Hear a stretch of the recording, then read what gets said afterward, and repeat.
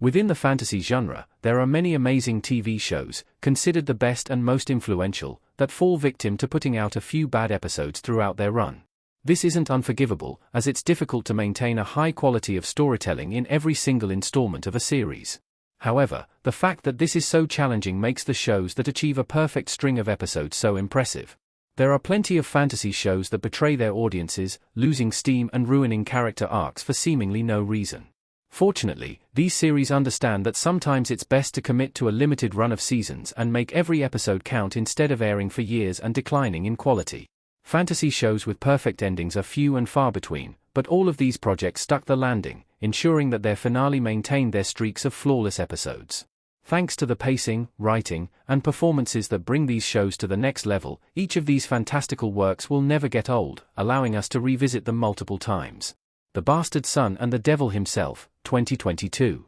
Marcus, David Giassi, talking to a frightened lewing Nathan, J. Lycurgo, in Half-Bad, The Bastard Son and the Devil Himself. Based on the novel Half-Bad by Sally Green, The Bastard Son and the Devil Himself is one of the most underrated fantasy TV shows on Netflix. Fans of the genre must check out this adaptation, as each of its 8 episodes sheds light on a new mystery and pulls the audience deeper into Nathan's, J. Lycurgo, journey to find himself and save the world. The Bastard Son and the Devil Himself excels thanks to the fact that the series takes its time and lets the story evolve naturally, never feeling the need to rush through the exposition. One of the series' best characters, Gabriel, Emilian Viekmans, isn't introduced until the 3rd episode. This lets the viewer get used to Nathan and understand his story before the stakes are raised. It's disappointing that The Bastard Son and the Devil Himself wasn't renewed for a 2nd season, as it's almost certain that the series would have continued its pattern of making every episode count. As Season 1 progresses, and the audience learns about the truth of the magical world alongside Nathan, the previous events are thrown into sharp relief, making the narrative even more compelling. The Good Place, 2016 to 2020. Eleanor and Chidi in The Good Place. The Good Place is one of the most innovative additions to the fantasy genre in recent years, blending comedy and high-concept philosophical questions into the fabric of the story.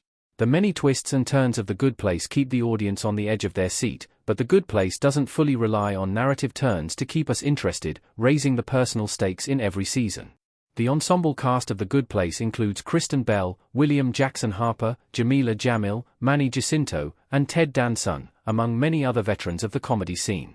While a lesser cast would have failed to embody the tone and fantastical elements of the show, thankfully, the actors and the writers came together to craft a series that stood the test of time. When The Good Place finally came to an end in Season 4, the series ended on a high note, delivering a satisfying ending that was in line with the high quality of every episode throughout the show. Revisiting The Good Place 5 years after it went off the air proves that there's a place for moral conversations and questions alongside comedy and fantasy. Primal, 2019 to present.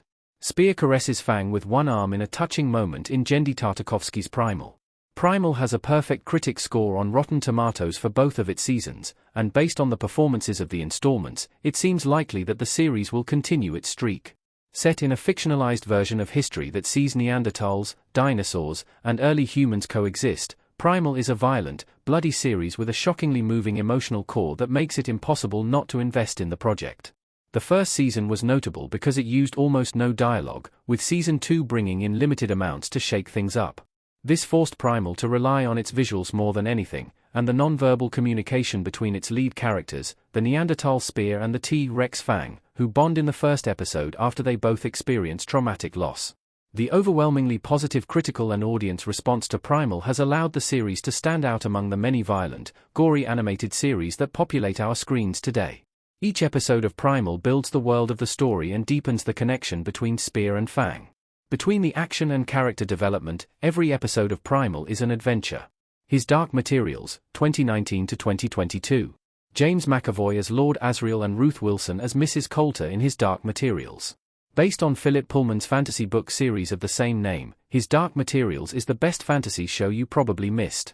Airing for 3 seasons on HBO, His Dark Materials stars Daphne Keane as Lyra, the young protagonist of the show who's thrust into a dangerous, magical adventure that sees her travel between worlds and uncover the secrets of the universe. It's not surprising that His Dark Materials was quickly hailed for its pacing and storytelling, as it had Pullman's work to inspire the structure and provide the details necessary for world building. However, his Dark Materials did make some changes, such as introducing Will, Amir Wilson, early so that his story parallels Lyra's from the beginning. His Dark Materials is a fantasy TV show that wasn't cancelled early, which is practically a miracle these days, as streaming services are quick to axe projects that aren't massive hits in their first season.